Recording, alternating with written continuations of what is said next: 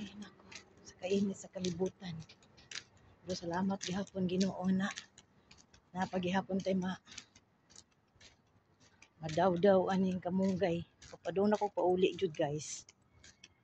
Tapos di gid ako ganahan mo gawas kay ang kainit. Makapaksit sa ato ang panit. Siguroy.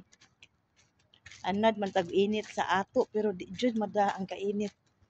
Unsa na ta karon orasa alas 7:30 pero ang kainit na ana sa 34 degrees.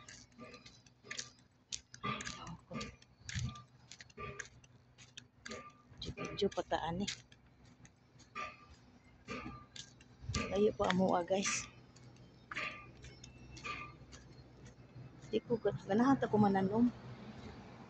Yan, pwede ko mang inita. Padyong inita.